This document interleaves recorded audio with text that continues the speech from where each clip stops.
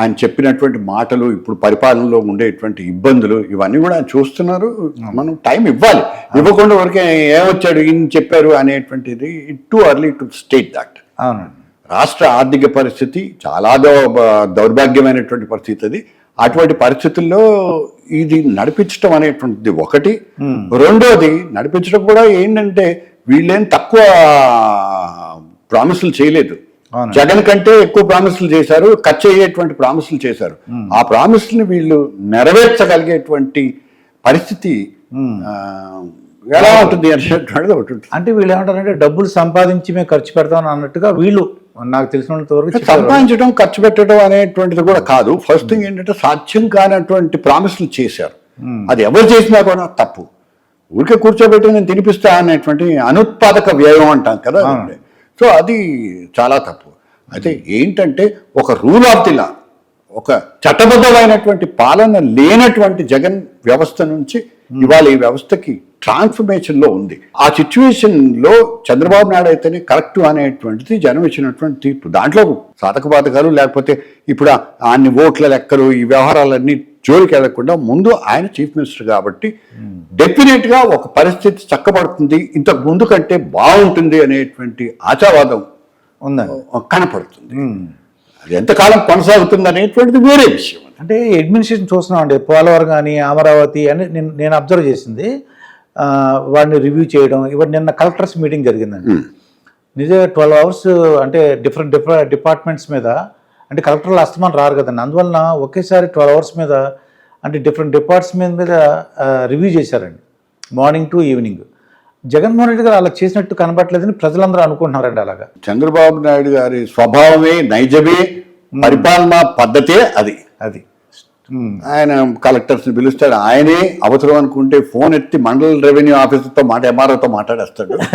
ఆయన ఇప్పుడు తగ్గించుకున్నా, అంతకుముందు ఆయన్ని చాలా దగ్గరగా చూసినటువంటి వ్యక్తిని నేను. సో ఆయన పంథా అది. సో ఆయన కొంచెం తగ్గించుకుంటే మంచిది అనేటువంటిది. ఎందుకంటే ఇంటర్ఫియరెన్స్ అంటే పరిపాలన వికేంద్రీకరణ అనేటువంటి డీసెంట్రలైజేషన్ అంటాం కదా మనం, దాన్ని అది చాలా జాగ్రత్తగా ఆయన హ్యాండిల్ చేయగలిగితేనే బాగుంటుంది. ఎనీహౌ పంచాయతీరాజ్ అనేటువంటిదే తీసుకెళ్ళి ఇప్పుడు పవన్ కళ్యాణ్ గారికి అప్పచెప్పారు కదా, సో ఆయన ఎలా చేస్తారు. పవన్ కళ్యాణ్ అయితే అండి పంచాయతీరాజు, అడవులు, ఇవన్నీ కూడా సైన్స్ అండ్ టెక్నాలజీ అన్ని కూడా అప్పచెప్పారు. చాలా మందికి ఒక విషయం ఉందండి, ఆయనకి హోమ్ మినిస్టర్ ఇవ్వలేదేంటి?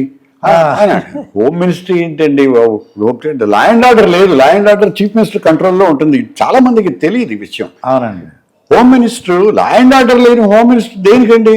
జీరో. నాకు అంటే ఈయన ద్వారా తెలిసింది, నాకు మైసూరారెడ్డి ద్వారా తెలిసింది. రెడ్డి గారు కూడా హోమ్ మినిస్టర్గా పనిచేసిన వాళ్ళే కాబట్టి తెలుసండి వీళ్ళందరికీ, హోమ్ మినిస్టర్లు అందరికీ తెలిసి. కాకపోతే ఏంటంటే తెలియదు ఆయనకి ఇవ్వాల్సింది అంటే ఏమి ఇస్తారు, ఏం చేస్తారు ఆయన? అదొక బొమ్మ అనమాట. ఎవరు కనీసం మామూలు పోలీసు వాళ్ళని కూడా ఇష్టపడి ట్రాన్స్ఫర్ చేసేటువంటి అధికారం కూడా లేదని అంటారు. ఇప్పుడు చేయొచ్చు, కానీ అది ఏంటంటే లేదు, వాళ్ళకి ఆ మాత్రం అధికారం లేకుండా పవన్ కళ్యాణ్ లాంటి పెద్ద మనిషిని తీసుకొచ్చి ఆ పోస్ట్ చెప్పడం అనేటువంటిది తప్పు కూడా అవుతుంది. బట్ పంచాయతీరాజ్ కనుక సరిగ్గా హ్యాండిల్ చేసుకోగలిగితే అద్భుతమైనటువంటి పోస్ట్ అది. They can do wonders. ఇప్పుడు వైఎస్ రాజశేఖర రెడ్డి గారు ప్రతిపక్షంలో కూడా సహాయం చేశారు సార్. అంటే కొన్ని నాకు పర్సనల్గా కొన్ని ఉన్నాయి, నేను చూశాను. అవి మిత్రులందరూ సహాయం చేస్తారని, పేర్లు పెట్టి పిలుస్తారని, తర్వాత ఏంటంటే ఎక్కువగా ప్రజలతో ఎక్కువ కలిసేవారండి. కానీ జగన్మోహన్ రెడ్డి గారు చూస్తే పూర్తి వ్యతిరేకంగా ఉన్నారండి. వైఎస్ఆర్ పార్టీ కానీ ప్రతిపక్షంలో వాళ్ళు కూడా సాయం చేసేవారటండి. కొడుకు తండ్రిలాగా ఉంటాడని రూల్ ఏం లేదండి. ఎవరు చెప్తారు పులి కట్టుకుని పులి పుడుతుంది, ఇవన్నీ పిచ్చి పిచ్చి సామెతలు చెప్పుకోవడానికి పనికి వస్తాయి. కానీ వైఎస్కిను జగన్మోహన్ రెడ్డికి సంబంధం లేదండి, పోలిక లేదండి.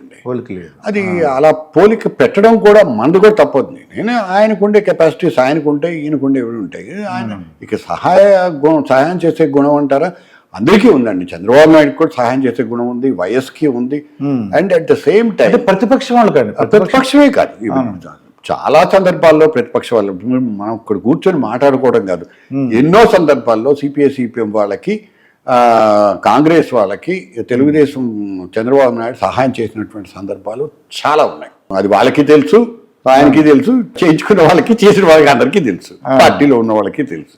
సో కాబట్టి ఏంటంటే కాదు, స్వభావం, హెల్పింగ్ నేచర్ రాజశేఖర రెడ్డికి ఎక్కువ ఉంది అనేటువంటిది చెప్తారు. ఎందుకంటే ప్రతిపక్షంలో వాళ్ళు ఏదో పోలీస్ కేసులు ఇరుక్కున్నారు అనుకోండి, అదే ఇంకొకళ్ళు అయితే వాళ్ళని జైలు పంపించడం చేసేసేవారు. దానికి ఏదో హెల్ప్ చేయడం. రాజశేఖర రెడ్డి గారు ఏంటంటే ఫస్ట్ ఇవన్నీ కాదు, కానీ ఏంటంటే ఒకసారి కలిసిన తర్వాత పేరుతో పిలవడం అలవాటు. చక్కగా పేరు పెట్టి పిలుస్తారు. సతీష్ బాబు అని చక్కగా ఆయన పిలిచే విధానం వేరే ఉంటుంది, నన్ను పిలిచే విధానం వేరేగా ఉంటుంది, మిమ్మల్ని పిలిచే విధానం వేరేగా ఉంటుంది. అంటే దాంట్లో ఒక పర్సనలైజ్డ్ ఇది అటెంప్ట్ ఉండే సతీష్ అంటే అలా అనేవాడు అనమాట. అలా అంటే చంద్రబాబు నాయుడు గారు ఏంటంటే బిట్ ఫార్మల్. తర్వాత రామారావు గారు ఎప్పుడు ఎవరిని గుర్తుపట్టరు కాబట్టి ఆయన పిలిచేటువంటి ప్రసక్తే లేదు. ఆయన అవుతాడే అది ఏం బ్రదర్ అంటారు ఆయన మహాచారం అయితే అది వేరే.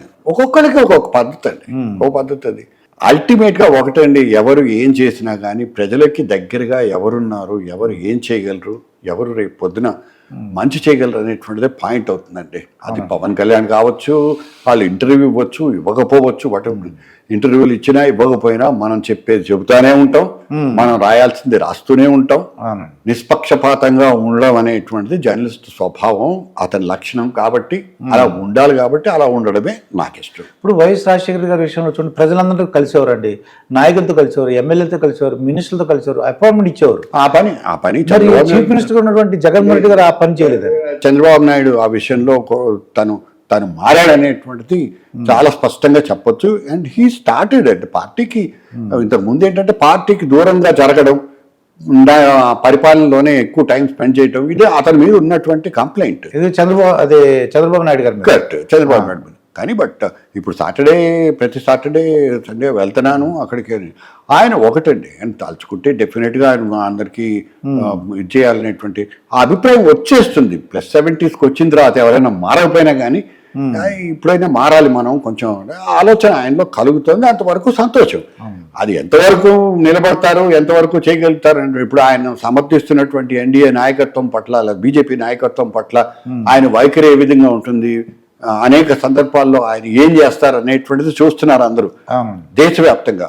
ఇప్పుడు ఆయనకి చాలా సన్నిహితుడైనటువంటి నితీష్ కుమార్ దూరం జరిగినట్టుగా వార్తలు వస్తున్నాయి, అలాంటి సంకేతాలు కనపడుతున్నాయి. మరి ఈయన మాత్రం మన నీతి ఆయోగ్ మీటింగ్ వెళ్ళాడు, ఆయనేమో బాయ్కాట్ చేశాడు. ఇంకో బాయ్కాట్ కాదు, ఆయన సైలెంట్ అయిపోయాడు. మరి మమతా బెనర్జీ సరే ఆవిడ మధ్యలో నుంచి బాయ్కాట్ చేసి వెళ్ళిపోయింది. ప్రతిపక్షాల తర్వాత కొన్ని స్టాండ్స్ ఉంటే వచ్చి చేస్తున్నా. అయితే చంద్రబాబు నాయుడు ఏం చేస్తాడు అనేటువంటిది దుర్బిడి వేసుకొని చూస్తున్నారు అందరూ, దేశం అంతా. ఆయన మీద ఆధారపడి ఉంటుంది. అవునండి, ఎందుకంటే కొద్దిగా సెంట్రల్ కూడా మనకు కొద్దిగా అంటే ఈసారి వాళ్ళకు మనకి ఎంపీలు తగ్గినాయండి, మ్యాచ్ ఫిగర్ రాలేదు సెంటర్కి. కొద్దిగా మనకి తెలుగు రాష్ట్రాలకు సపోర్ట్ కావాల్సి వచ్చింది, బీజేపీకి రాలేదు కాబట్టి.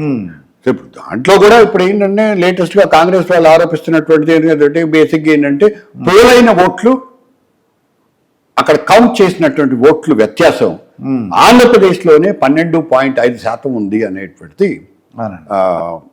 వచ్చింది.